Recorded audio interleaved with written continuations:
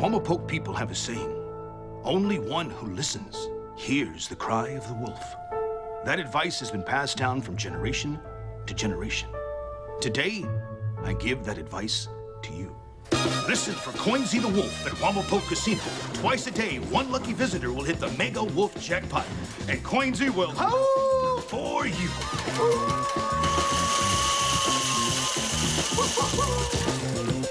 Wamapoke Casino, slowly taking back our money from white people, 1 quarter at a time.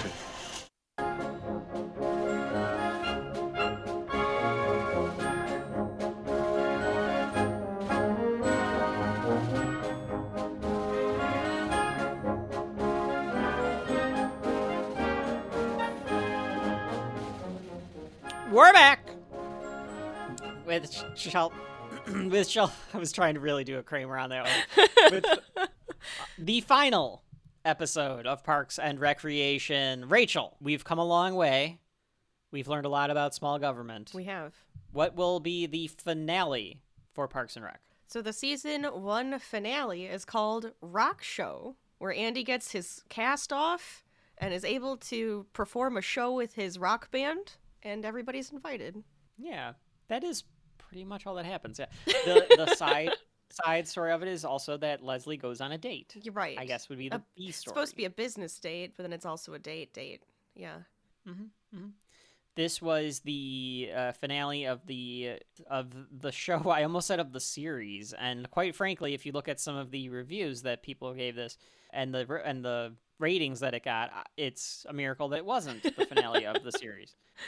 This one guy from By the Numbers called the rating pitiful. Wow. I have no idea. I don't understand ratings, and I don't care, but apparently it wasn't great. It was generally received positive reviews, though.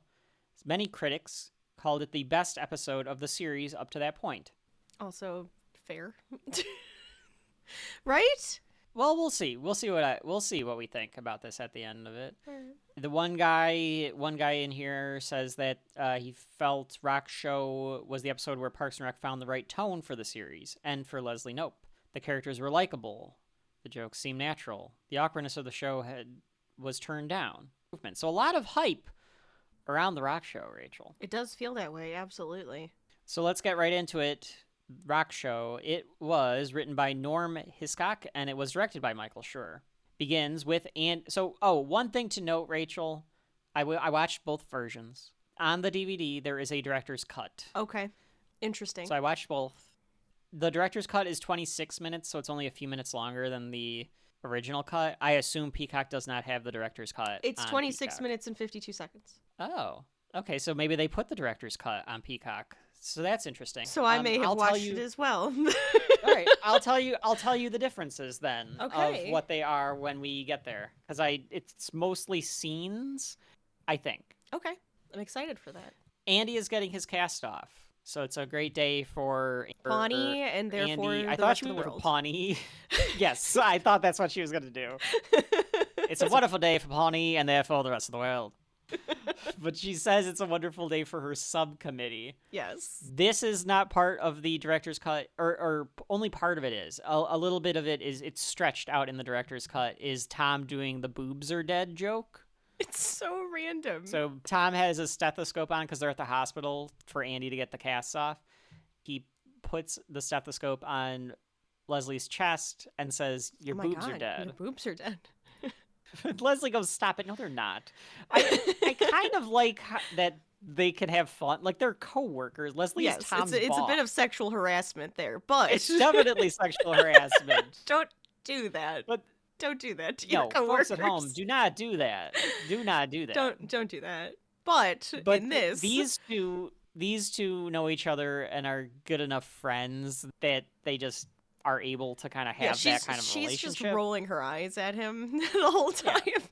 I mean, sometimes you end up having people at work that you're either friends with, and even at the office, if you're not doing it loud enough, you can bust each other's balls or whatever. Right. Like, you can, yeah. Of course. Don't do a your boobs are dead joke. Don't do that. Please don't do it. Probably just in general, good idea. Don't do that. Just don't do that. Like, I can It's see not it gonna work now. to pick up a chick, all right? It's not gonna work. No. How would it? I don't know. I'm trying to think of how Tom could take the stethoscope to the bar and do this and put the stethoscope on the girl's boobs, and it would be the opposite. It would be like, whoa, your boobs are, I don't even know. Your boobs have a cancer. Or like, yeah, whoa, they're like... he'd have to say something about, they need me. They need, mouth-to-mouth resuscitation. Yeah, they need medicine. And they need me. Like, I'm the antidote. Or I can't think of it. Like, that's clearly, like, the path that you would go to get there. If Rachel and I are going to go do a writing session, we're going to come back with a good one. Folks at home, write in with what your good pickup lines with a So it involves a stethoscope and boobs. Yep, that's it. Go. Talk amongst yourselves. Figure out what the pickup line is. God. Anyway, he says that they're too small. He says we couldn't revise them. They were just too small. I'm just saying, it's rude. How dare you? That part where he says that, I think, was cut out. I don't think that was part of the other cut, from what I remember from watching both versions. In fact, a lot of this scene is just extended, where Leslie is recording sound bites. Mm-hmm. She's got a thing up to Anne, a recorder, and she's asking, like, Anne, how do you feel? And Anne's like, good. Yeah. Good. And then Leslie's like, oh, I'm trying to get sound bites for the project so that we can use that. So, like, say something more grabby, but not too grabby. Say something authentic, but not, And don't make it sound rehearsed. But think about it for a second. And Anne's like, I'm happy. So Anne says that she would do the same thing for Leslie if something happened to Leslie, completing their friendship. She says, well, I'd probably bring a fewer stuffed animals.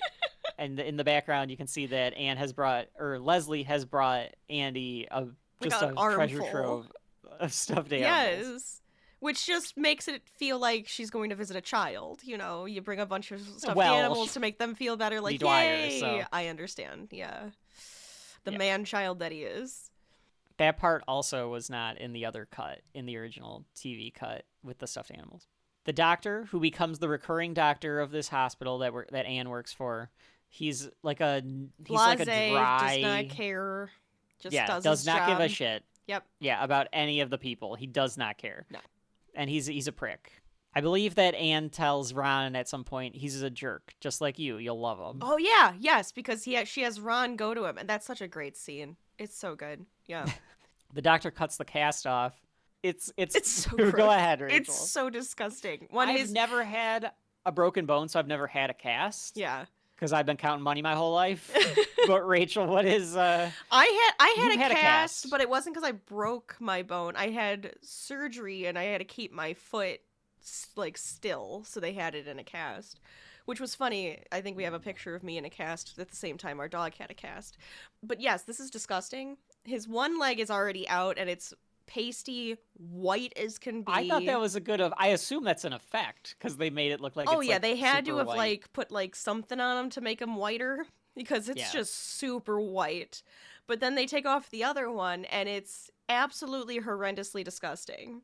It smells. It just reeks. It smells. It's just probably wafting through the air now. I'm surprised nobody gagged in this scene. But they didn't think about that. They didn't think about that part of the effect of the smell. There's crumbs. There's little toy figurines. Anne's iPod. There's an iPod. There's forks and spoons and pennies and just debris of all sorts. Yeah. It's disgusting. The inner side of the cast is also all yellowed and stuff. They did a pretty good job of making this cast look disgusting. Oh. Leslie asked the doctor, "Can I keep the cast?" And the doctor goes, "That's quite a disgusting request, but sure, why not?" She's saying that she's going to use it as a symbol for filling in the pit. It just has to stink, though. Ugh. Oh, it's got to be it would have been good if she held it too close to her head and she was like, ooh, and cringed away from it. Had to move it away yeah, or something. And then kept talking. Yeah. That could have been a little bit. Right. Andy stands up. He says it's going to be great to stand on two legs for the first time in 2 months, and he goes to do it and falls over because his muscles have atrophied because all he does is sit on the couch. They might be a little weak at first, the doctor said. Yeah. He just watches him fall. It might be a little weak. Yeah, he does not have any sympathy? I was gonna say like urgency to be like, oh, Andy, like yeah. That too. But I do love that that's like the trait of this doctor. Yes. We go to the city hall Mm-hmm. after the opening credits. That was like the cold open of the episode, and they got Andy a cake. It's a very cute cake, honestly. I do like it. It's yeah, a cute I do cake. like this cake. I'd eat that cake. It looks like not a little after part. the pigeon got on it. No. Those carry diseases. They can. That'd be gross. The pigeons have really been a background character this entire season as well. Those pigeons show up in the courtyard a lot. Our reoccurring background character, the pigeons. Leslie doesn't even shoo the pigeon. Like, they've all cut themselves a piece of this cake, and then the pigeon is just kind of hanging out on it. And Leslie doesn't even shoo it away. Maybe she's friends with the pigeons. Maybe she gives them crumbs and stuff. She would be a pigeon lady. Crackers. You're right. Yeah, she's breadcrumbs. definitely a pigeon lady. Absolutely. Anne wants to go say something, and she starts saying something, and Leslie goes, "Everybody shut up, Anne wants to say something." I think she actually says, "Quiet, everyone, Anne wants to say something," but I like my version better. Quiet you. She thanks all of them for being supportive, and she didn't think that the government or anybody in the government would actually help with this, so she's very thankful and grateful that she found these people to be able to like help. Which is actually a nice sentiment, you know? It's a nice sentiment. I really enjoy when Tom goes to like do like the thanks, Anne, like and like her tap her on the arm. shoulder. She's like she flinches away. It's a very like good like natural movement by Rashida Jones and Aziz to like flinch away like and then that. he just kind of like goes back slowly like oh. And they invite them all to go to Andy's rock show. This is the soliloquy from Anne where she says that she thinks that Andy has a good band and that they're really good, and that Andy has been able to do a lot of rehearsals because he's been writing about stuff in his eyesight. Well, so because it's like, well, he can't go to like actually play with the band, so he's just like, whatever's around me, I'm just gonna start making songs for it. Yeah, so he makes a song for the lamp and a song for the sandwich. I like the part where he's just like, "Are you turkey or ham?" And then she just yells from the other room, "Ham!" And then he turns and looks at the lamp and just goes, "There's a lamp," and starts doing a lamp song. And I said, this had to have been improvised on Pratt's fault, or on Pratt's part. This had to have been improvised on Pratt's part because it just felt like, you know, let me just come up with something and just riff for a little while. I thought that this episode in general felt like there was a lot of Andy, Chris Pratt improv. Yes. Like actually becoming Andy.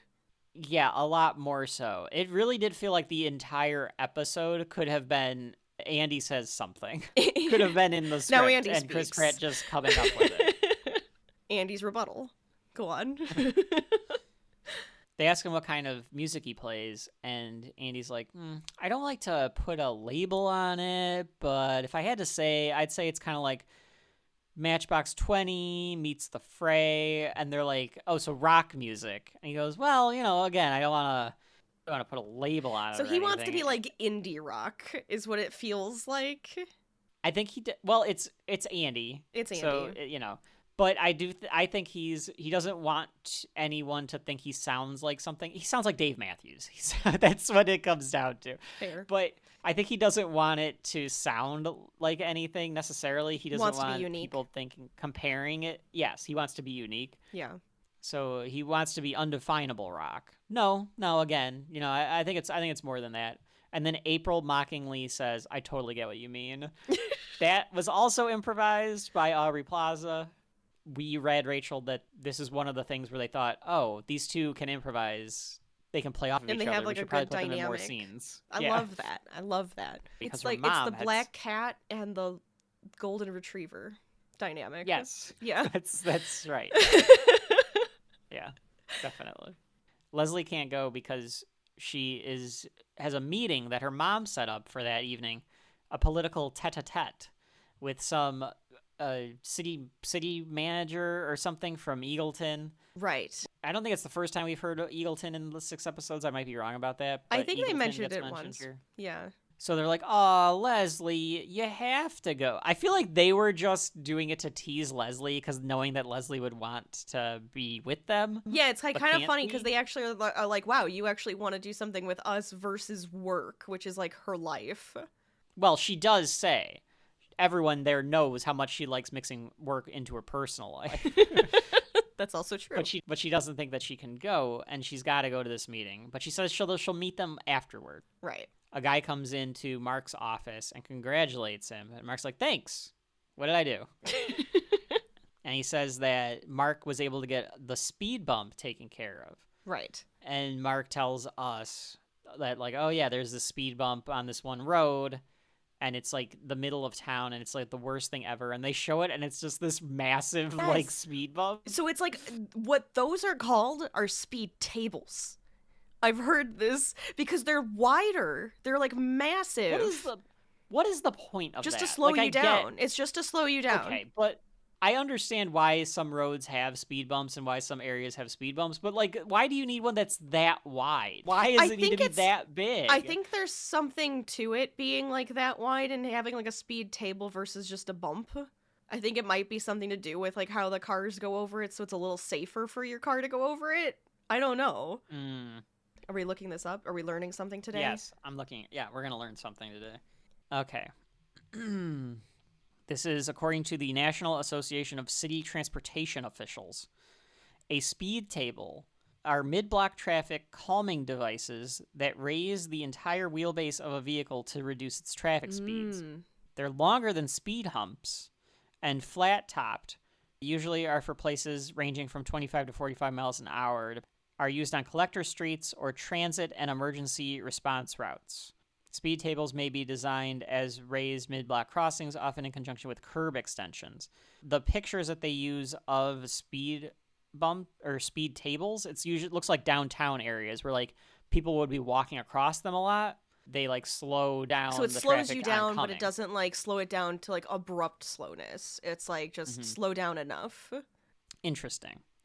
This apparently was either being neglected by the people of Pawnee or it was too big and too high because the footage that they shows a muffler falling off. Yes, it like breaks a car. So Mark says that he was able to change this and get it passed through to lower it by 2 inches. What he can achieve in government can literally be measured. That is a good line. I like that one. This whole next scene is not in the regular cut. And it would ruin the twist. So if you watched this on TV, you would not have, spoiler alert, you would not have known that her mom set Leslie up on a date. Yes. Until Leslie gets there. In the director's cut, there's an entire scene with Leslie and Marlene where Marlene tells us that she's setting Leslie up on a date. Because she's so bad at it. And she can never find somebody. So she's like, I found her somebody that will love to talk government with her. Leslie's not much of a dater. You don't meet many guys at the Hall of Records, the public library, or the shoe section at JCPenney. Yes. Good lines, but Marlene should know that Leslie Knope would never be in a public library. That's true. Oh, that's true. That doesn't come till later. We don't find that out. That's right. Maybe there was some falling out between the parks department and the library. Maybe she used to be there all the time, and then something happens. Something happened. We don't know. Well, we kind of know they're evil, so it's fine, but... That's right. Leslie asks her mom if they can reschedule the meeting, and Marlene says, I don't know, you'll look flaky if you do that. Leslie tells us that there's, in politics, you can't be flaky. That's the worst thing you can be. Or corrupt, or a rapist. But those 3 things. Yes. Those 3 things. Probably in that order. Actually, honestly, it's a good joke for 2009. But sitting here in modern day. Sadly. Being flaky probably is the thing you can't be. It's only flaky. Being corrupt and a rapist will probably get you ahead. Into office? Yeah. Probably put you right at the top of the totem pole. Put you in places of power, sadly. Yeah. Don't do that. Yeah, so Marlene says the things about he's a city manager from Eagleton. He's got 2 kids. He's divorced. Leslie doesn't pick up on that. Like, why would that matter? Leslie's thinking like, okay, my mom's just prepping me for like things to be able to talk about with this guy. Right. It's all that networking stuff. You know, you got to be on the personal level to like talk to them sometimes. It's helpful. Marlene met him at a government conference and thinks that Leslie will love him because all he did was talk about government shit. I think what Marlene doesn't realize, though, is that you met him at a government conference, so he was in work mode. So, yeah, that's all he talked about. Yeah. Leslie's one of the few people that never leaves that work mode. Right. She tells Leslie to dress up in something more stylish because Leslie was like, I don't know, I was just going to wear this. Like, well, I think she said she was going to change into like something like a more of a button down, you know? Oh, okay. Yeah. Okay. I did like that she said, like, am I supposed to be Laura Bush stylish or Michelle Obama stylish? Like, still very political and, like, business-like. Yes. I know what she's talking about, though, because I can picture both of those first ladies in my head, and I know the differences in what they would always... It's kind of odd... I don't know which first lady probably started this, but it does feel like all of them had to have a certain wardrobe. Absolutely. And it was like, this is all you wear for it does feel that 5 way. years or whatever. Absolutely. 8 years. Anne is passing out flyers for the band. Scarecrow Boat is the name of Andy's band now. It was Three Skin, formerly Foreskin. Now it's Scarecrow Boat at the hospital. It seems odd that Anne would be into like her boyfriend being in a rock band, but as we've said, Anne always takes on part of the personality of the person she's with, which I think is a relatable thing. I think we've all known people that do that just suddenly become into something because their significant other is into it, which is fine. You can be supportive of your significant other for sure. But it feels like Anne goes like above and beyond. Yes, to, like, she goes way over the top when it comes to taking on a personality of somebody else. It just feels odd that Anne would be like passing out flyers at the hospital. Work? Yeah. It just didn't seem... It didn't seem right.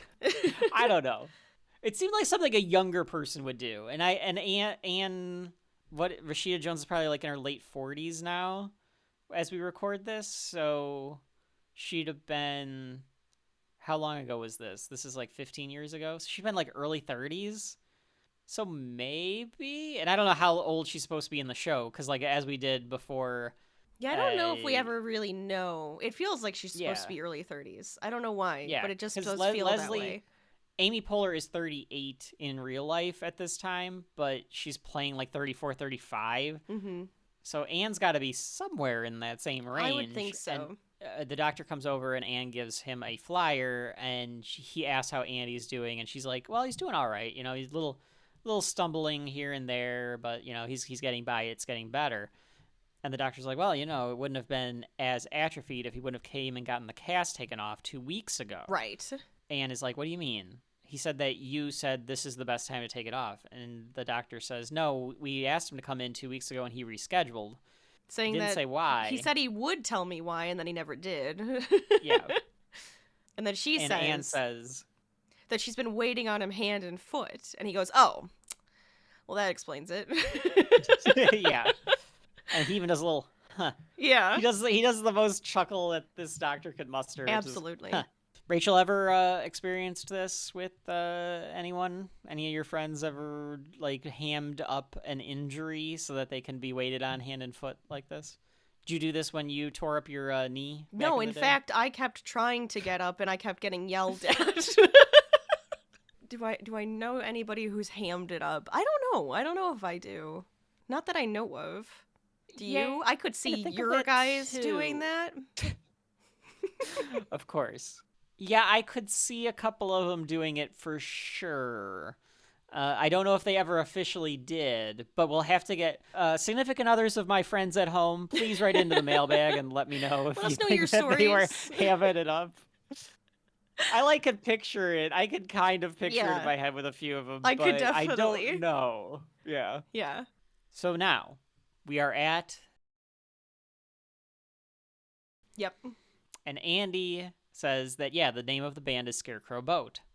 And he goes over and lists all of the names of that the band was before they got to Scarecrow Boat. Because the running gag has been that the band name has changed constantly. Right. Rachel, I have a list. Oh, I'm so excited. Of some of the names of the band that he goes over. Lovely. I'm going to go and share with you them right now. This felt extremely improvised. Oh my god, yes. Because they even left in the pauses where he's trying to think of more. He's trying to think of another one. Yes. Yeah. I liked that they really- kept those pauses, actually. Yeah. Because it's like, oh yeah, we were also this. Like, This was pretty good, though, and it's a good list. So, the Andy's, the Andy Dwyer Experience, AD and the D-Bags, Angel Snack, Crack Finger, oh, that one's weird. Death of a Scam Artist, Department of Homeland Obscurity. That's actually a pretty good one. That was a good Everything Rhymes with Orange. Is this Nothing like all Rhymes of with them, Orange. like throughout the series? No, just from what he says. Really? In this Okay. scene. Yeah. Okay. Nothing Rhymes with Orange. Yes. Nothing Rhymes with Blorange. 5 Skin, 3 Skin, 4 Skin. Flames for Flames, which is also a good one. Fleetwood Mac's Sex Pants. This one is very funny, but it's hard to say, so I need to enunciate it very carefully. All right. God Hates Figs. There's history behind that one. I don't even know if people know about this anymore. There was something called the Westboro Baptist Church. Oh, yeah. Which were a group of bigots and the worst people you could possibly imagine. Sure. That would go to soldiers' funerals in the aughts. I remember this. Because they thought that the United States deserved to have soldiers die because there were gay people in the country and that they weren't, like, put to death. So they would carry signs. Oh, they were horrible people. That changed a vowel in God them. Hates Figs. Yep. I'll let you fill in that blank. Mm-hmm. Horrible. Terrible Horrible people. Handrail Suicide, Just the Tip, Jet Black Pope, which is I thought was a pretty good one. Malice in Chains, also a good one.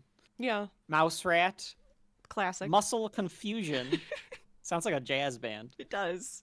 Ninja Dick, Penis Pendulum, All right. Possum Pendulum, Puppy Pendulum, Punch Face Champions, Rad Wagon, All right. Razor Dick. God. My personal favorite, Teddy Bear Suicide. That's a good one. I think that's a good name. Teddy for a Bear band. Suicide sounds like a heavy metal band. Yeah. Yes, heavy metal band. Yeah, Yeah. definitely. Two Doors Down. I loved that one. And now I it's don't know Scarecrow why, but Two Doors Down. Well, because you don't like Three Doors Down, it's Two Doors Down. Two Doors some Down. of those could definitely be cover bands for some of those bands. Yeah. Yes, It's those are the very similar names. to Snotter. Yeah. Mm-hmm. Oh yes, Rachel and I had a band, Snotter, back in the day. We'll one day we'll do a radio play of the history of Snotter. How about that? Of course.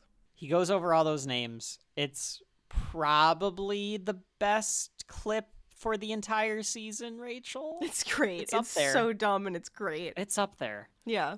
And then he says, all right, you know what? After I said Scarecrow Boat out loud, I kind of hate it. Yeah, I love Which that. is the punchline. Kind of hate that one now. And it isn't very good. It's like a mouthful. No, I to say don't like Scarecrow it. Boat. Scarecrow Boat. I don't like it doesn't even either. make sense. It doesn't. The other ones kind of flow a little bit, and then you go to Scarecrow Boat, and you're like, Scarecrow why? You can see Rowboat, but it's Scarecrow Boat. Like I think that's the pun. Rowboat. I get it. Yeah. Okay. But it doesn't work very well. We go back to Leslie in this meeting with air quotes with the city manager from Eagleton. Yes. He clearly thinks that he is on a date. And he's very old. He's like in his 70s. She says at some point he's 62. He is not 62. At the time of this recording, our mom is 62. This guy's not fucking No. Dad is 62. He's not 62 years old. No. This guy's like in his 70s. At least. At least. He looks like a great grandpa. He's like, if you think of your great grandpa, that's probably what this would be. Well, he does. He looks like an elderly grandpa. He looks like a very elderly person. Yes. He looks, yeah, and then later on she says, he's in his 80s. So I just don't know if they have any idea like how old they wanted him to be. Right. Maybe that was part of the problem too. If he does think he's on a date, he's doing terrible while he's on this date. Right. So she brings out some forms and asks him like some questions, and she's like taking notes and stuff. Like I like the way he says this and like the hand movements and stuff. It's very something about it is humorous because he's like, what kind of movies do you like? And she's like, oh, I don't know, political thrillers, dramas. And she says whatever. Documentaries. He goes, I like all kinds of movies. Like, just the way that he says that. Like, I just like all kinds of movies. He's very excitable. Yeah. In like a He, toned down way. Well, because he's in date mode. Right. So he's like being very extroverted and stuff. But like just the way that he just says that and like moves forward like with his hands. Got some jazz hands going on. He does, yeah. Something about that. He thinks that it's refreshing because most of the women that he would go out with don't talk about government issues. She starts putting it together and she's like, like what a weird thing. Like why would you bring that up? Yeah, really. And he says, well, your mother says you don't date much. And she goes, well, I've been focusing on my career. I like how slowly this unveils to Leslie. Right. And I also like that, and maybe this is why people liked it, because it separates the Michael Scott-ness that people had the criticism of. She's not the butt of the joke. Right. In this episode. No. She's the straight man. She's the one that is embarrassed about what her mom did. Yes. It's about the situation. Yes. So it's not Michael Scott-ish where it's her being incompetent. She's the competent one. Right. Yes. So maybe that's why people because she's able to actually put it this together. one. Right. Because she puts it together and she's just like, Christ. Like, did she really do this? Amy Fuller's facial expressions throughout this date are so good. Absolutely. And he says a bunch of stuff about the divorce and everything. And then he goes, I know I'm not supposed to talk about my ex on the first date. And he grabs her hand. He like reaches over the table and like touches her hand. And he goes, but I feel like I can tell you anything. I thought that Leslie would like slowly back her hands away or do the flinch like Tom. And unintentionally, I'm not going to give them credit, but this is Shelf Life, so we have to look into stuff way too much. If you haven't gotten that by now, if you're listening to part 2 of Parks and Recreation, you haven't figured out what this show is like. If this is your first time, if your first subject with us, it's interesting the Anne and Leslie dynamic, or at least like what they're kind of like in awkward situations, because of earlier when Tom goes to touch Anne and she flinches back, right? And in this, where Leslie just doesn't, she's a deer in move. the headlights. She's just don't move, let it happen. Yeah. I don't know what that means. I don't know if there's something to be had about their personalities or like what they do in these situations. Right. But it's an observation I made. Yeah. It's also kind of like Leslie, I think, is trying to come up with do I say something? Do I leave? Like now what do I do? What am I supposed to do? Because now I figured out what's happening here. And she's like, Some of this back and forth is in the television cut. Some of it is from the director's cut. She tries to go back to talking about the park again. Right. And asks about like some different zoning permits and things like that. And he goes, let's not talk about that anymore. Let's not talk about work. Let's have some fun. And I think it is partly that she doesn't want to embarrass this old man who... Yeah, I think that too. Seems I think she kind of want to excited about this moment for himself. I agree. He says, let's just get some wine and see where the night takes us. Yes. Which implies that I don't think that was an implication of like, are we going to sleep together or something? I can't tell if that's how Leslie took it. It partly could be like, we could, maybe we'll like hit it off and we're like, there's going to be a spark and we're going to have like so much fun. And... Sure.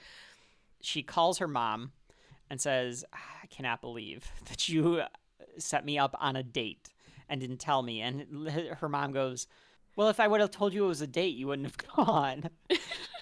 I like the line where like the mom is like, well, you're not going to get any younger. And she's like, and he's not going to get any older. Right. Yeah. Like he's not getting any younger either. Oh yeah. He's not getting any younger either. He's like 62. Yeah. I guess it's just because Leslie I think she's just needed to say making older up age. Numbers. Yeah. Because he's older than Marlene. Yeah. He's definitely older than Marlene. And it's like, why did Marlene think? Yeah. Why did Marlene think old this? Man. Yeah. I guess just to like, so strange. Is it just to be like, here, I'm going to get her dating by giving her a date? I think so, Rachel. And I can Okay. say that because as a single man who has to deal with his mom saying, why don't you just go on a date with this person? Oh, you can just go out with them. That's That true. happens. You're right. So, That's true. I've heard that one come out of her mouth. Yeah, you're right. yeah, so that does happen. Mom's not listening to the Parks and Rec episode. No, probably not. It cuts in between this call from Leslie and her mom back to the guy that she's on the date with, and he goes, I think it's going well. Yeah. And she looks like a young Sandy Duncan. Do we need to... Yes. Sandy Duncan. I think you do. Okay. All right.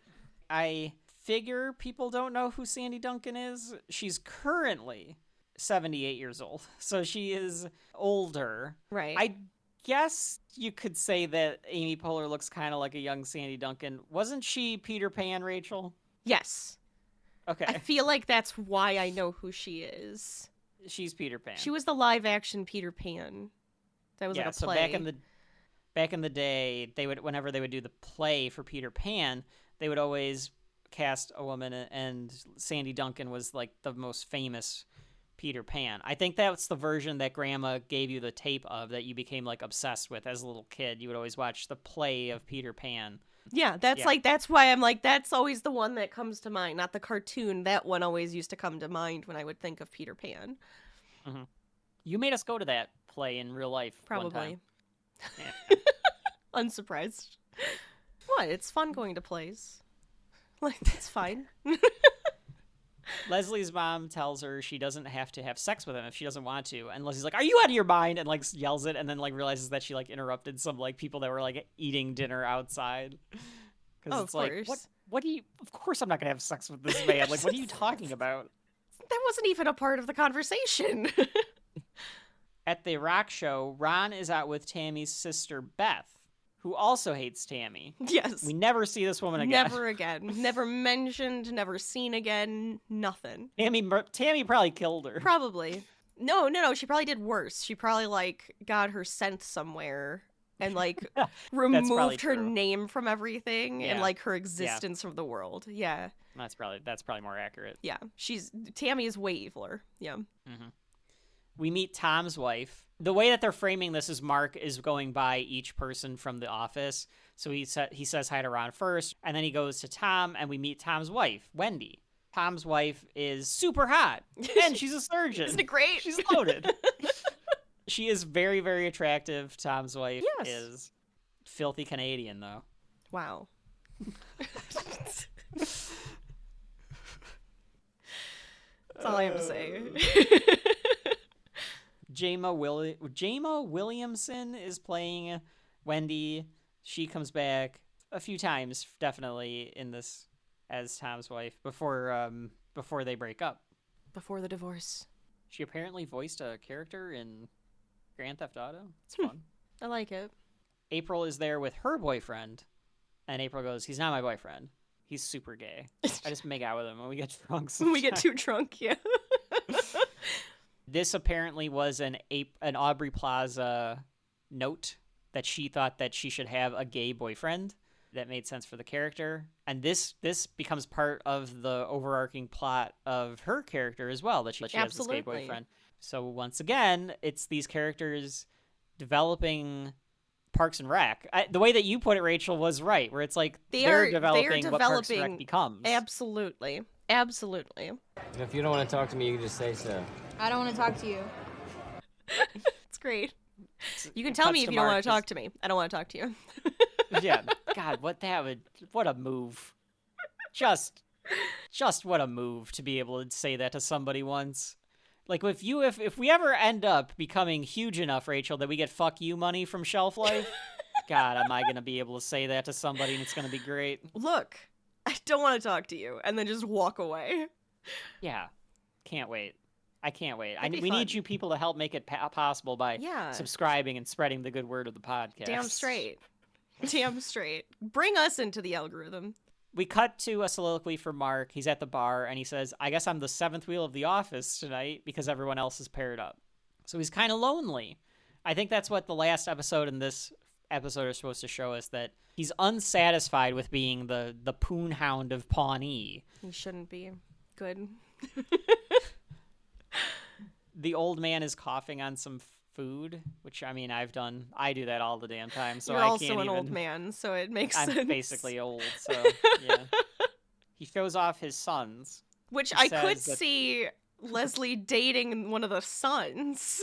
Exactly. Yes, Leslie could have been on a date with one of the sons, because the old man says, "This is my youngest. He's about your age." Yes. Which I would have loved if the mom was like, aren't you on a date with his son? Like, I was trying to set you up with one of them. And then he's like, a date with your daughter. And then just goes on the date himself. That would have been funny. That would have been kind of funny. That could have been a way to make Marlene continue to look like... A good yeah, mom? but I like that they make her just like No, I a wanted you mom to of go like, with the I old just need to man. get my daughter. Yeah. He insists on Leslie trying the chicken. Yes, but like So- feeding her the chicken? He's like, "Come on, I want the chicken. I would have been like, stop it. But like Leslie is too nice, so she just kind of goes along with it. Yes.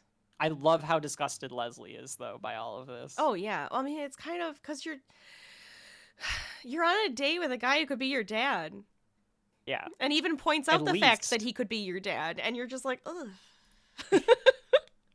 I mean, unless you're into that sort of thing. That's true. I'm You not could gonna also judge. be. That's fine. If you're dating Bill Belichick, like that one 24-year-old girl, or you're any of the girls that date Leonardo DiCaprio or whatever, I'm not going to judge you. I'm banking on that, Rachel.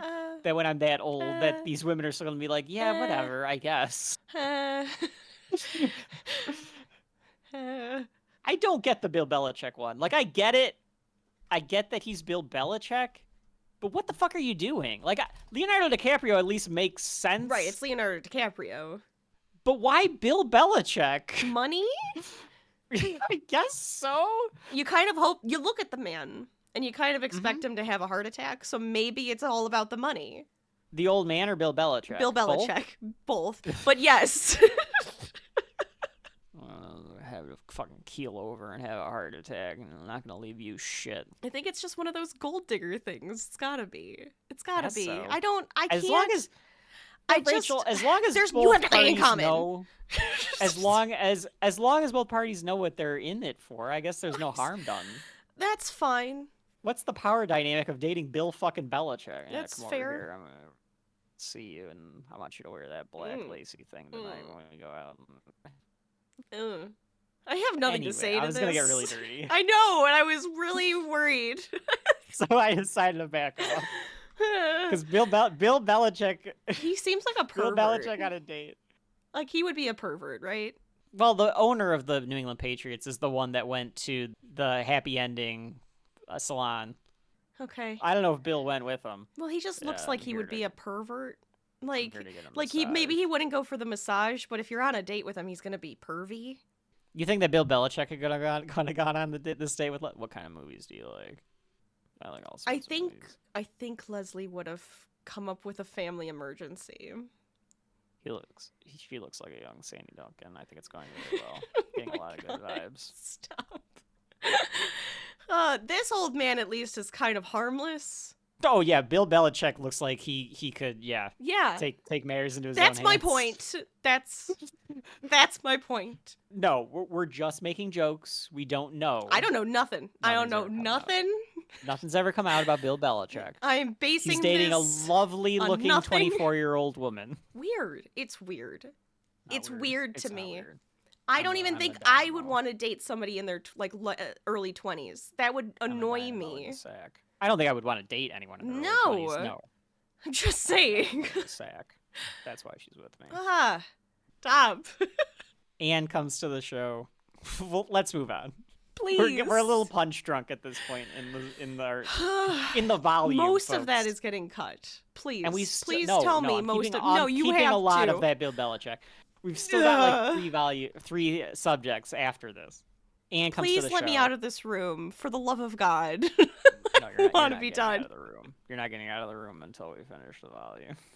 Anne stomps up to Andy, all pissed off. He asks Anne to get him a drink, and she's like, "Oh, well, you have two perfectly good legs, so why don't you get one yourself?" And like walks Yes. away, all pissed off. Yes.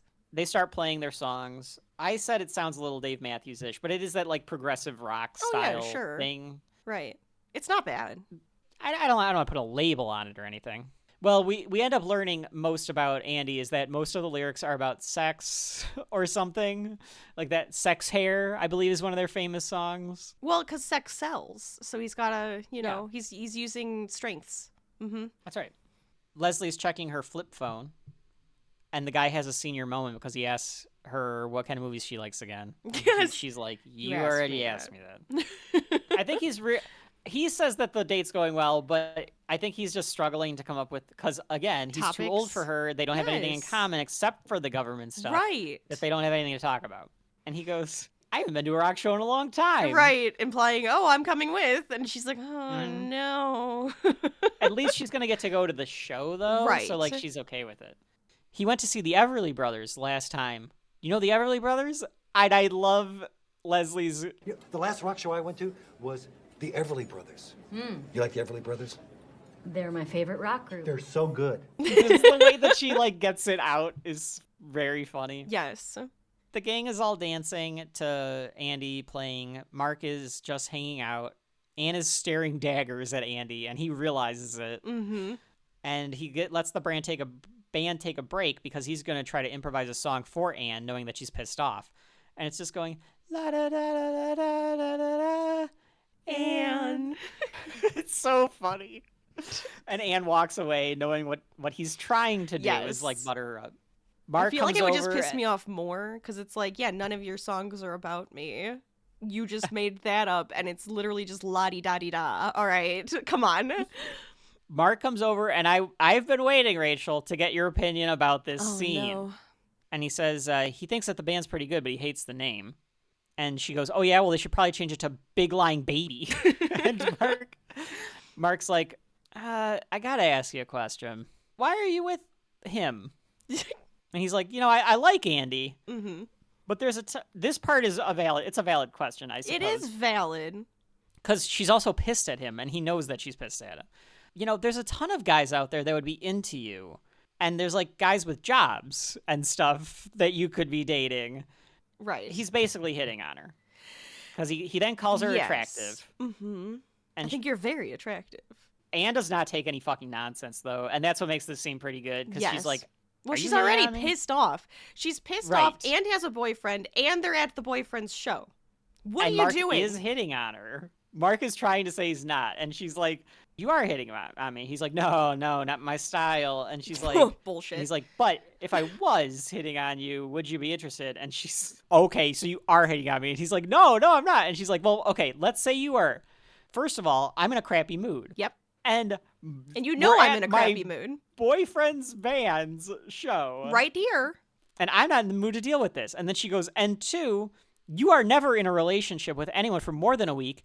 And you're always in a relationship with skanks. She doesn't say that, but she's like, the type of people that you are in a relationship with. And he's like, you know what? I got it. And he like walks away. Yes. I liked that Anne calls him out. Mm-hmm.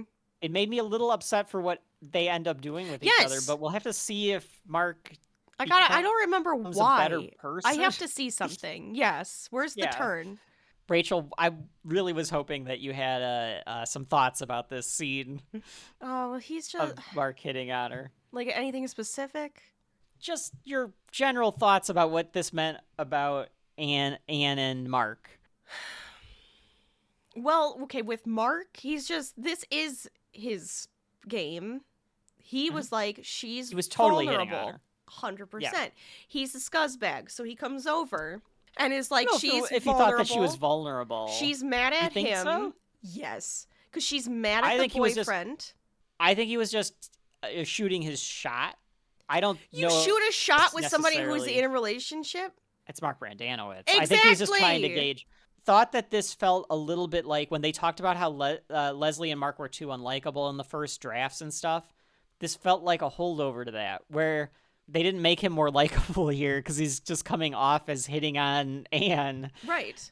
But I mean, I guess that's just my opinion. Is I just already don't like him, so he comes off as I'm gonna take advantage of the situation and see if she's like into me to make, because he's probably done this before, where it was like this woman was in a relationship. Yeah. She was mad at the guy, so he's like, what it came well, I'm off gonna as. hit on her, and then she'll try to piss off the boyfriend or make him jealous by sleeping with him.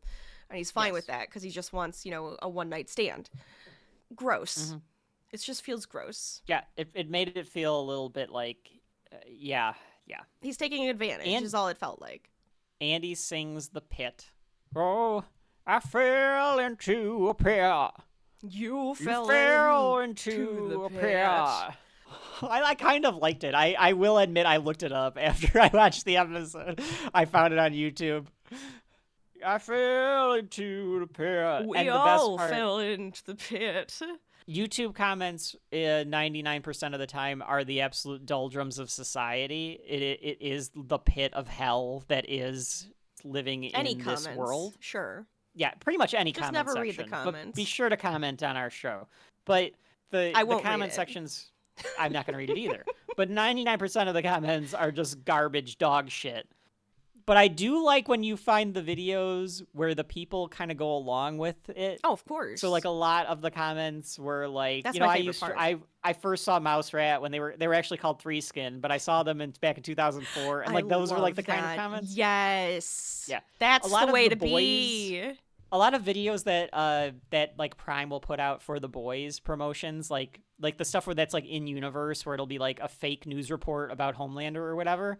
That's like what all the comments are always about, like, oh, like God bless Homeland. It's like always like they're like playing along. They do that. Yeah. Thoughts and prayers for Homelander. The song is very Andy Dwyer though, because it's just the same lyrics repeated over and over again. But like, hey, I mean, there's Bob Dylan and shit, and like folk music has done this shit all the time, where you just repeat the same thing over and over again. Exactly. Leslie shows up just as the song ends, so she missed it. And Andy at the end just goes, "We are a Scarecrow boat. No, screw that. We are Mouse Rat." And that officially makes it the name of the band for the rest of the series. Tom is thrilled to see Leslie's date. He jims the camera. In a Tom way. That smile he does. Doing the Tom. Yeah, you're right. He doesn't jim the camera. He toms the camera. He toms the camera. Tom Haverford does this for the rest of the series too. Yeah. It's great. She says, she admits to it and is like, yes, this is George. He is my date. And Tom's like, hey, George, this is my wife, Wendy. She's my age.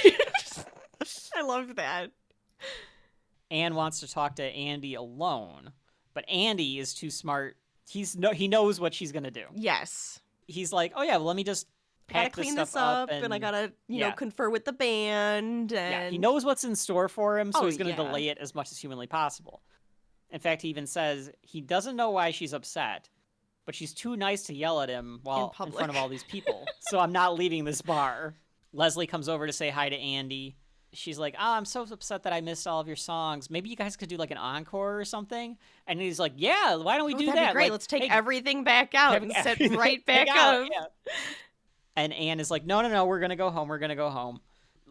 I like this joke from Andy where he says, oh, come on, Anne, she brought her dad, and points over to George. Yes.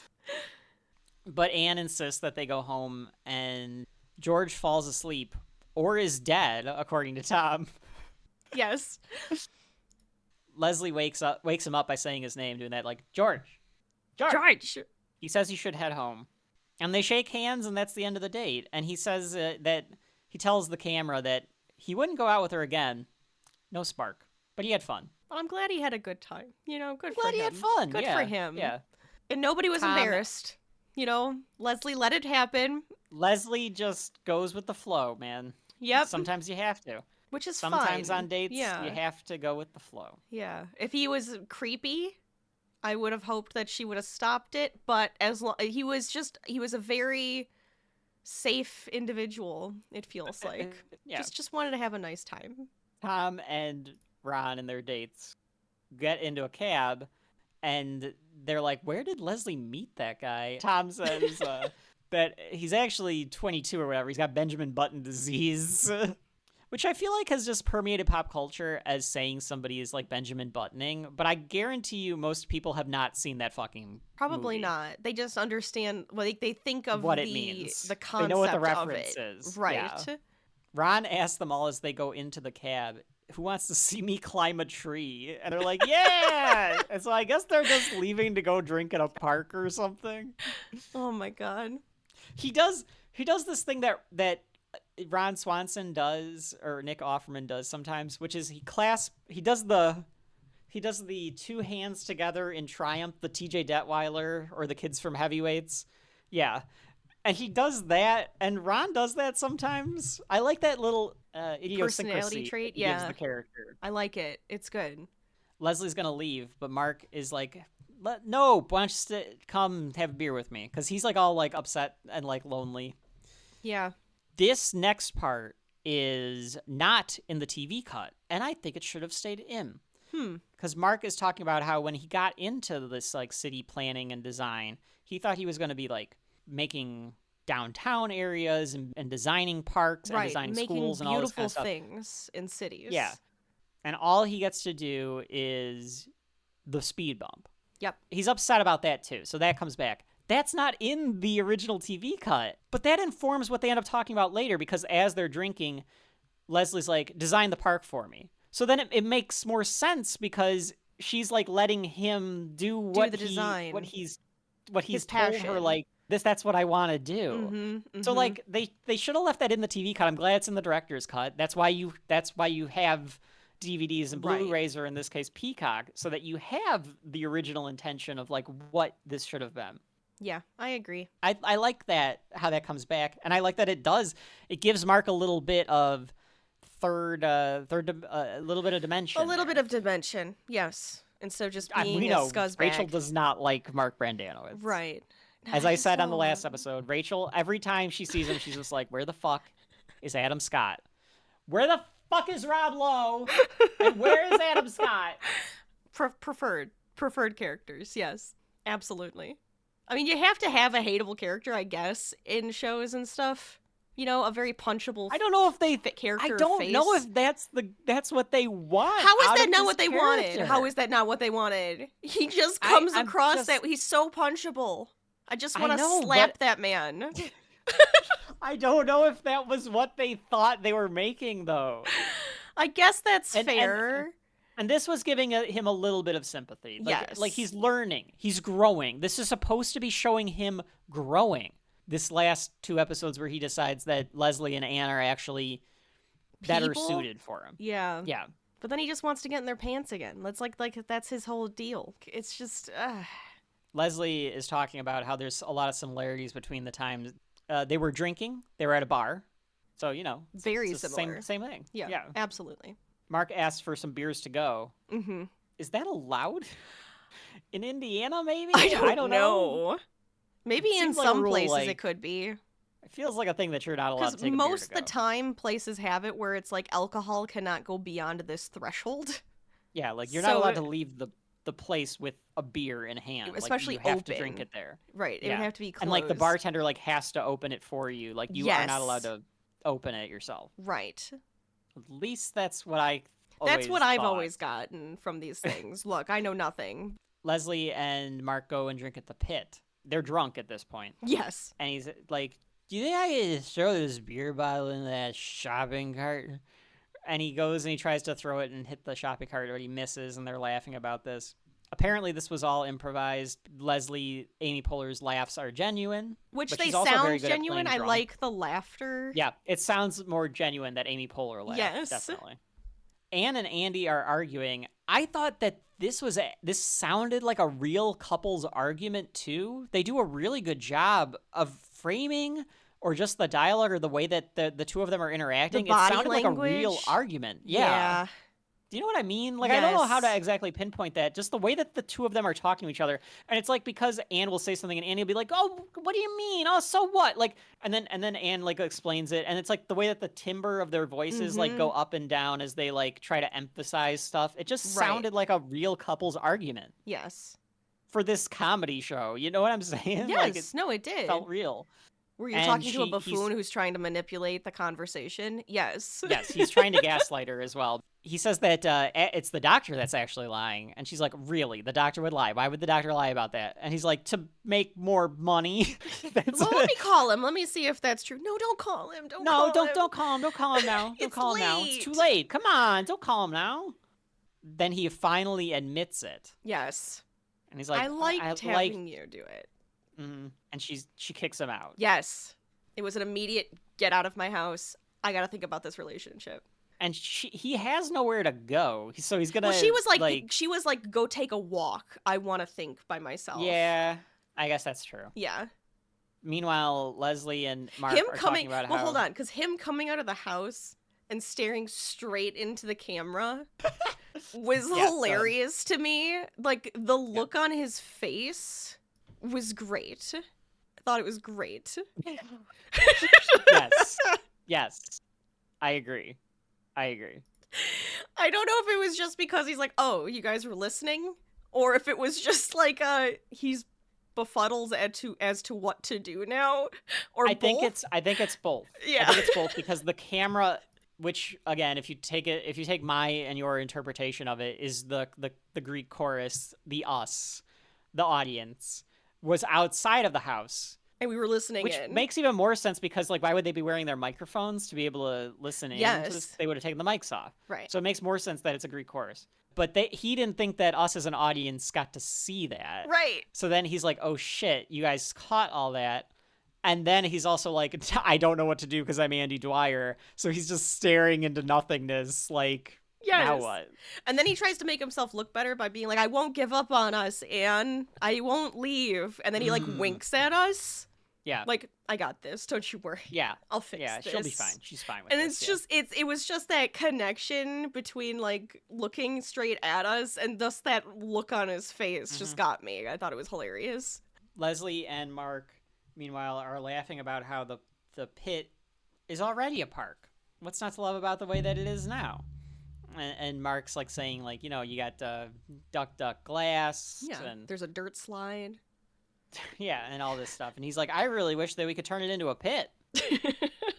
And Leslie says, but honestly, seriously, Mark, like, do you think it's gonna can this happen? become a park? Mm-hmm. And he goes, all right. And he actually is like, I'm going to be honest with you, Leslie. It's a long uphill battle. There's a sea of red tape. There's going to be people that want you to fail. There's going to be a ton of roadblocks. And she takes a second and she goes, screw it, I'm going to try to do it anyway. Yes, which feels so Leslie. Honestly, Leslie, it's going to be a long uphill battle. You are going to be super annoyed with all the people that want you to fail. There is a sea of red tape, endless roadblocks. So yeah, I don't know. Screw it. I'm just gonna try to do it anyway. Yeah. It feels absolutely. so her to be like, it's going to be a huge difficulty. And she's just like, I have to do it Bring it anyways. on. Bring it on. I've got this. And Mark says that he admires her tenacity. And she's like, I admire your... But she can't think of, like, what she wants to say. And it's just building to the old typical storytelling trope of waiting for the awkward silence so the kiss can come. As Jerry Seinfeld would tell you. There was never any spark. There was never any awkward silence for us to, to start making out or whatever. Sure. But they kissed during the awkward silence. Yes. I was thinking about this, Rachel, and I was thinking that in a future season, we would cut then to Ron and Tom to see what they were doing.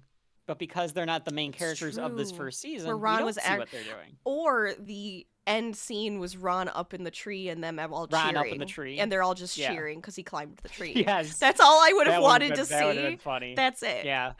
That would have been funny. Yeah. Yeah. Just Ron doing Ron this up in the tree, just shaking his fists. Yeah, it would have been great. Andy walks towards the park, sees them Pit. kissing. The park pit. Pit You're park. right. I wrote park, and it is, walks towards the pit. Sees them kissing. It zooms in so that you can see them kissing, and he Jim Halperts that camera. Absolutely does. Leslie doesn't want to do it. She, like, backs off, and she's like, you know what? I don't want it to happen this way or whatever. Mark, being Mark, says, oh, it's not really that big of a deal. It's not that big of a deal. What a weird thing to say. Odd thing to say. He doesn't, like, fight with her about it. No, He's he's like, not all right. pushy, but it was just the way he said it's not a big deal. And, Yeah. Well, because he thinks that, like, having these, like, little one-night stands with her is not a big deal, and she does. She has too many feelings for him. Yes. He's a one-night stand guy. She is not a one-night stand woman. It's just not her thing.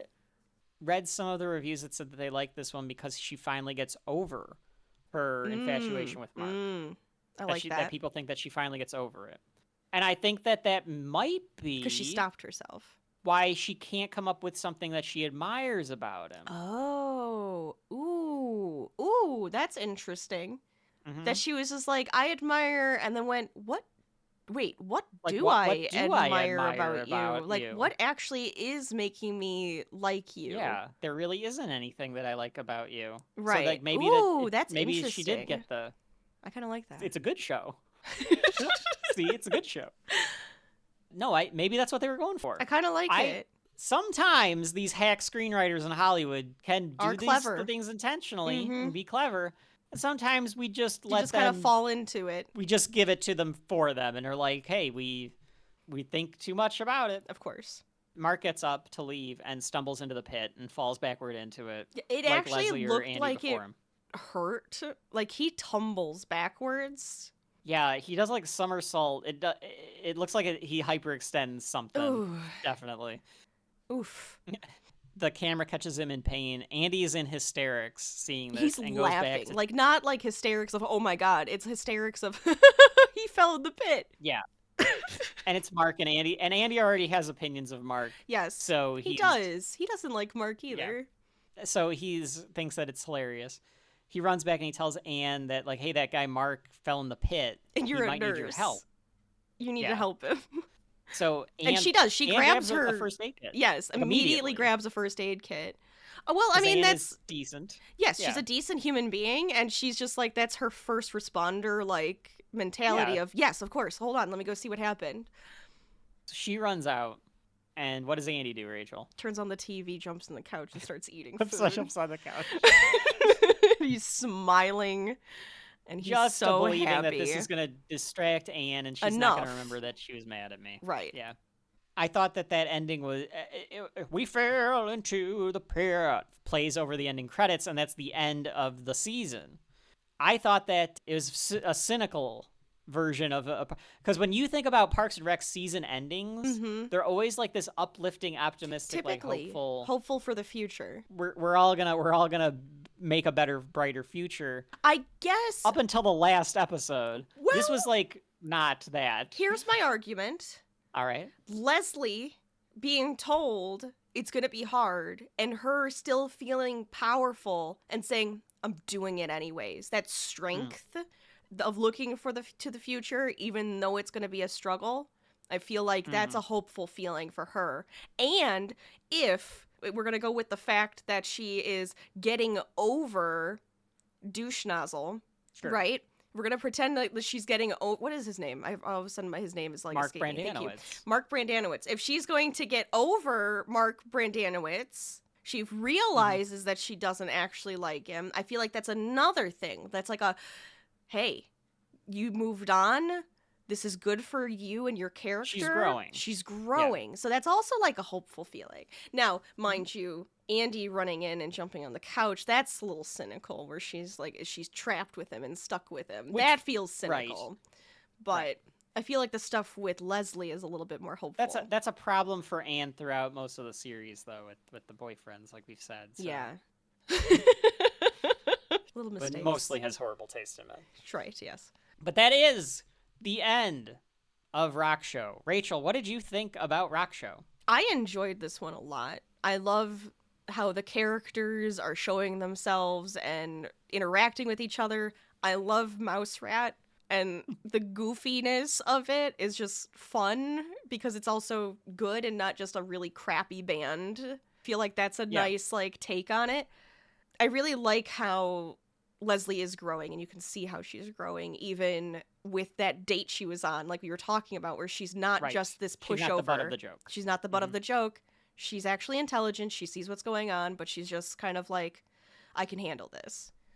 Yeah, so I like all of that. I like how all of that came together in this episode. As we talked about it, this is one of those instances.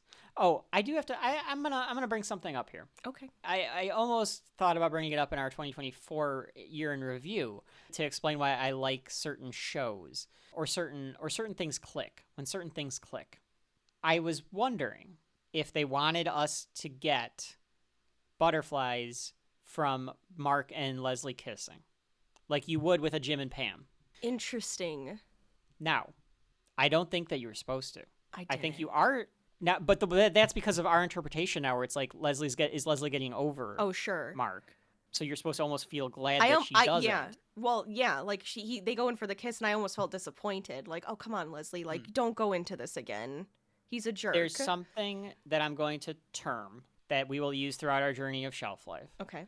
We'll call it the roommate giddiness factor. Okay. In college, Okay. my roommate, who I love, but the two of us would have, he's one of my best friends. Him and I, but just friend. He has a wife and children. that's a true. Woman. A woman wife. I don't have a wife, but if I did, it would be a woman. That's from something too, and I can't remember what it is. It feels like it should be if it's not. Him and I had similar tastes in things, in television in particular. When it came to movies, he liked different things, and I would always roll my eyes because he would get invested in the characters. Oh, sure. If we were watching a television show or a movie, and I was more jaded back then. I'm a lot more of a softie now. I would roll my eyes a little bit. When he would get invested, I can picture him doing this. He had like a gaming chair that was like one of those floor gaming chairs. So I can picture me on the couch, like laying on the couch with my laptop, and him sitting on the floor in the gaming chair and us watching TV. Something would happen that the characters would do that he would love, and he would go... He would do the Ron Swanson giggle. Oh my God. He would God. giggle. He would get giddy about it. Okay. So the roommate giddiness factor, the RGF rating, to give you an example, I know when they got me hooked, when I get that, I don't do the Ron Swanson giggle. I don't do the about it. Yeah. But I feel in my stomach like, oh, that's so sweet. Yeah. And I'm like, fuck. I always think after I say that, fuck, they got me. Those sons of bitches got me. I'm going to like this fucking show. Yeah. God damn it. Yeah. It happened with The Boys with Starlight and Huey. Sure. The most recent one, to give you an example, was, we talked about it, Hysteria. Okay. With the guy with the kids in that one. Okay, yeah. When the blonde girl that's Yes. like into the Satanism stuff, like I can't remember any of their names That's now, fine. but like when the blonde girl asks him out or like shows that he's into her, and I'm like, oh my God, I feel so happy for this kid, and I'm like, fuck, I'm into it. got me. Yeah, like now I'm into this show. No, I So understand that. The roommate giddiness factor, I want to use that going forward as like a metric of like, when did it click for you? When does the spark happen where you're like, sure. oh crap, I'm like into these characters Oh, now. yeah, absolutely. And I know that happens to me a lot. I'm a bit of a romantic. I do like the romance pieces or like the rooting for somebody kind of piece as well. Yes. Yeah, it's rooting for someone, yeah. Mm-hmm. So I totally understand what you're talking about. And I know I am a victim of this in many things. I just always remember it, and I always think about him when I do it, because I'm sure. like, that would have been a moment where I do feel like after we talked, they didn't want, because I made a note about it where I was like, I didn't get the roommate giddiness feeling. Yeah. And if they wanted you to, they did not accomplish their mission. Right. Now that we've kind of talked about it, it's like, maybe you weren't supposed to. Maybe you are supposed to feel happy that she's gotten over Mark. Right. I But- like but that. Overall, it was a solid episode. I think you're right. But we'll talk about, I've got some more thoughts about that as we go through our rankings. Because